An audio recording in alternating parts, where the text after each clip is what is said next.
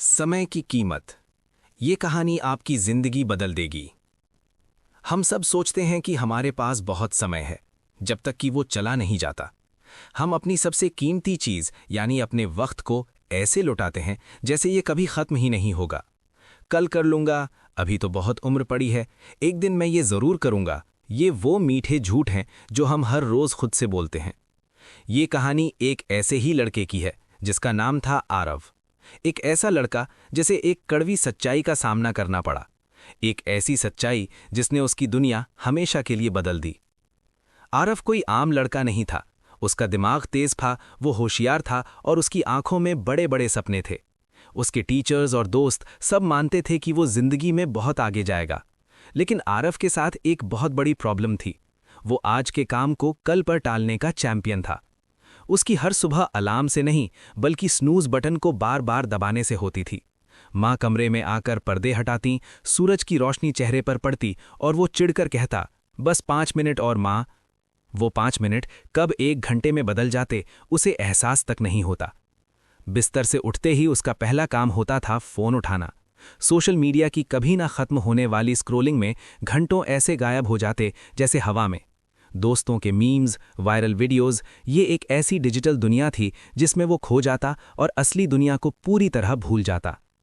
College की किताबें मेज़ पर धूल खा रही थीं, असाइनमेंट की डेडलाइन आती और चली जाती। उसके पिता, एक मेहनती इंसान, उसे अक्सर प्यार से समझाते, बेटा ये वक्त बहुत कीमती है, एक बार चला गया ना तो लौट कर नहीं आएगा, कुछ बन जाओ, अपने पैरों पर खड़े हो जाओ। आरव उनकी बातें सुनता, हाँ में सिर हिलाता और फिर वही गलती दोहराता। उसके दिमाग में बस एक ही आवाज़ गूंजती, अरे चिल करो, अभी बहुत टाइम है, पूरी जिंदगी पड़ी है, दोस्त मज़े कर रहे हैं तो मैं क्यों पीछे रहूं? फाइनल एग्जाम से 1 हफ्ता पहले पढ़ के टॉप कर लूंगा। ये उसका सबसे बड़ा वहम था। सेमेस्टर के एग्जाम हुए और जब रिजल्ट आया तो आरव, जो कभी क्लास का सबसे होशियार स्टूडेंट हुआ करता था, बस जैसे तैसे पास हो पाया था।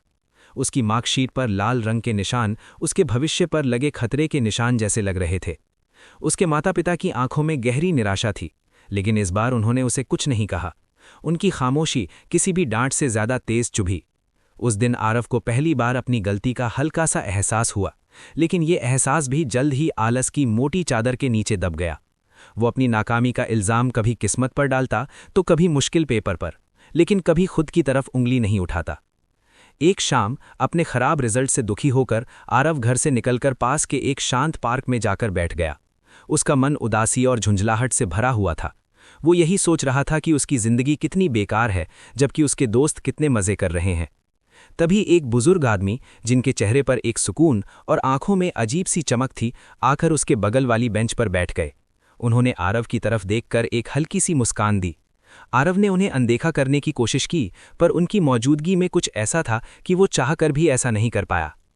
कुछ पल की खामोशी के बाद उस बुजुर्ग ने अपनी शांत और गहरी आवाज में पूछा, परेशान लग रहे हो बेटा, सब ठीक है? आरव पहले तो थोड़ा झिझका, लेकिन फिर उसकी हताशा शब्दों में सैलाब बनकर बह निकली। उसने अपने खराब ग्रेड्स, अपने आलस और अपनी निराशा के बारे में सब कुछ बता दिया। उसने कहा, मैं करना तो बहुत कुछ चाहता हूं, पर शुरुआत ही नहीं कर पाता। हमेशा लगता है कि अभी तो बहुत समय है।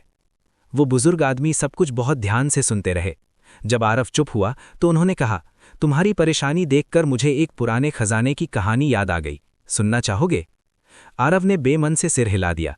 उसे लगा कि ये भी कोई किताबी ज्ञान ही होगा, लेकिन उस आदमी की आंखों में कुछ ऐसा था जिसने उसे रुकने पर मजबूर कर दिया। बुजुर्ग ने कहानी सुनाना शुरू किया।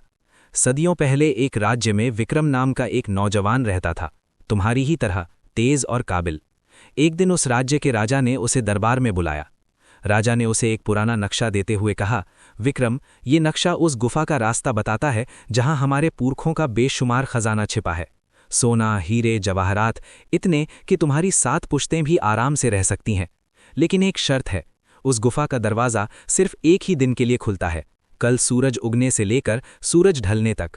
अगर तुम सूर्यास्त तक खजाना लेकर बाहर नहीं आए तो गुफा का दरवाज़ा हमेशा के लिए बंद हो जाएगा।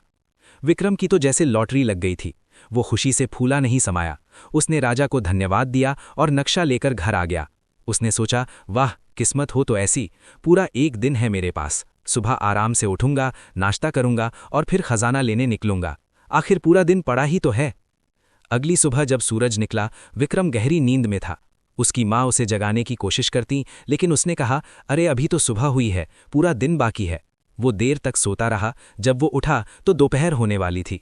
उसने आराम से नहाया, पेट भरकर खाना खाया। तभी उसके दोस्त उसे बाहर घूमने के लिए बुलाने आ गए और वो उनके साथ चल दिया। उसने सोचा, इतनी धूप में कौन मेहनत करे, शाम को मौसम ठंडा होगा तब जाऊंगा, थोड़ा वक्त दोस्तों के साथ बिता लेता हूं। उसने दोस्तों के साथ गपशप करने, खेलने और हंसी मजाक में कई कीमती घंटे बर्बाद कर दिए। जब उसे अचानक राजा की बात याद आई तो उसने देखा कि सूरज ढलने लगा है। आसमान का रंग नारंगी हो चुका है। वो घबरा गया। वो नक्शा लेकर पागलों की तरह गुफा की ओर भागा। वो दौड़ रहा था, उसकी सांसें फूल रही थीं और दिमाग में बस एक ही पछतावा था, काश मैंने सुबह ही शुरुआत कर ली होती। जब तक वो हाफता हुआ गुफा के पास पहुंचा, सूरज का आखिरी सिरा भी आसमान में डूब गया था। जैसे ही उसने गुफा में कदम रखने की कोशिश की, एक विशाल चट्टान ऊपर से गिरी और गुफा का मुंह हमेशा हमेशा के लिए बंद हो गया। वो बाहर खड़ा रह गया, खाली हाथ, और उसकी आंखों में आंसुओं के साथ सिर्फ और सिर्फ पछतावा था। उसने दुनिया का सबसे बड़ा खजाना सिर्फ इसलिए खो दिया क्योंकि उसे लगता रहा कि अभी तो बहुत समय है। कहानी खत्म हुई और पार्क में एक सन्नाटा छा गया। विक्रम की कहानी का एक एक शब्द आरव के दिल में तीर की तरह लग रहा था। उसे एहसास हुआ कि विक्रम कोई और नहीं, वो खुद है। वो खजाना सोना चांदी नहीं, बल्कि उसका अपना समय था, जिसे वो हर रोज हर पल बर्बाद कर रहा था। हर ढलता हुआ सूरज उसके लिए एक मौके का दरवाजा बंद कर रहा था। उसकी आंखें भर आईं। उस बुजुर्ग आदमी ने आरव के कंधे पर हाथ रखा और कहा, बेटा, हम सबके पास एक खजाना है और वो है हमारा वक्त। हर सुबह जब सूरज उगता है तो हमें 86,400 अनमोल सिक्के मिलते हैं। हर गुजरता हुआ पल एक सिक्का है जो हमेशा के लिए खर्च हो जाता है। अब ये तुम पर है कि तुम उन सिक्कों से कामयाबी, ज्ञान और खुशियां खरीदते हो या उन्हें आलस और टाल मटोल में गवा देते हो। चुनाव तुम्हारा है। ये शब्द आरव के लिए एक वेकअप कॉल थे। उस दिन वो एक बदला हुआ इंसान बनकर घर लौटा। उसने अपनी मेज पर पड़ी धूल भरी किताबों को साफ किया। उसने अपने फोन से वो सारी ऐप्स डिलीट कर दीं जो उसका वक्त खा जाती थीं। उसने एक नई डायरी खरीदी और उसके पहले पन्ने पर बड़े बड़े अक्षरों में लिखा, मेरा खजाना मेरा समय है। उसने अपनी आदतें बदलनी शुरू की। हाँ, ये आसान बिल्कुल नहीं था। उसका मन बार बार उसे पुरानी आदतों की तरफ खींचता था, लेकिन जब भी ऐसा होता उसे उस गुफा का बंद होता हुआ दरवाज़ा याद आ जाता।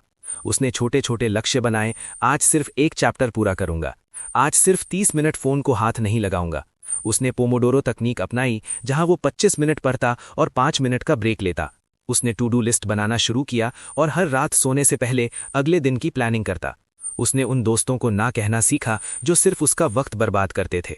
महीने बीतते गए और आरव की मेहनत रंग लाने लगी। जो सब्जेक्ट्स उसे कभी पहाड़ जैसे लगते थे अब आसान लगने लगे।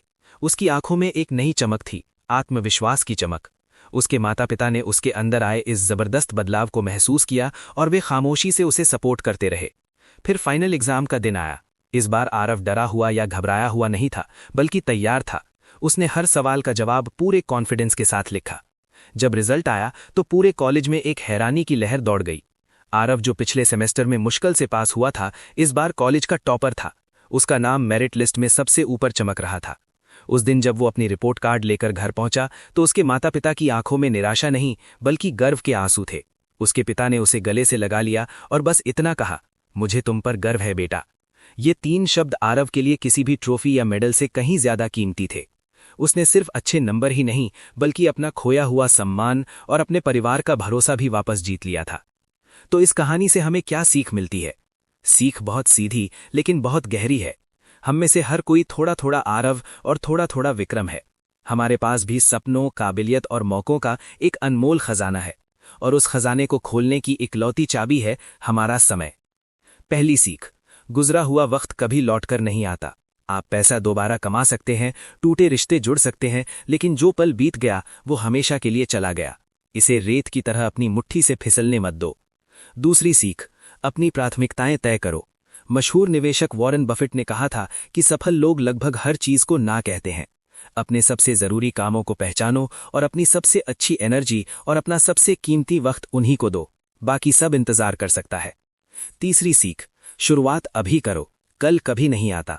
हमारी सबसे बड़ी गलती यही सोचना है कि हमारे पास बहुत समय है। परफेक्शन का इंतजार मत करो, बस एक छोटा सा कदम उठाओ। एक पेज पढ़ो, एक पैराग्राफ लिखो, एक कॉल करो। सफर का सबसे मुश्किल हिस्सा हमेशा पहला कदम ही होता है। याद रखिए, आपकी जिंदगी की घड़ी लगातार चल रही है। हर टिकटॉक के साथ एक कीमती पल खर्च हो रहा है। सवाल ये नहीं है कि आपके पास कितना समय है, सवाल ये है कि आप उस समय का कर क्या रहे हैं। मैं चाहता हूं कि आज आप एक काम करें, अभी इसी वक्त अपनी कोई नोटबुक निकालिए या फोन में नोट्स ऐप खोलिए और सिर्फ 3 ऐसे काम लिखिए जिन्हें आप हफ्तों या महीनों से टाल रहे हैं, और खुद से ये वादा कीजिए कि आज सूरज ढलने से पहले आप उनमें से कम एक काम को शुरू जरूर करेंगे। अगर इस कहानी ने आपके दिल को कहीं भी छुआ है तो इसे उस दोस्त या परिवार के सदस्य के साथ जरूर शेयर करें। क्या पता ये कहानी किसी और की जिंदगी भी बदल दे। और ऐसी ही कहानियों के लिए हमारे चैनल को लाइक, शेयर और सब्सक्राइब करना ना भूलें, ताकि ये आवाज़ हर उस इंसान तक पहुंच सके जिसे अपने समय की कीमत पहचानने की ज़रूरत है। याद रखिए, आपका खजाना आपका इंतज़ार कर रहा है। जाइए और उसे हासिल कीजिए।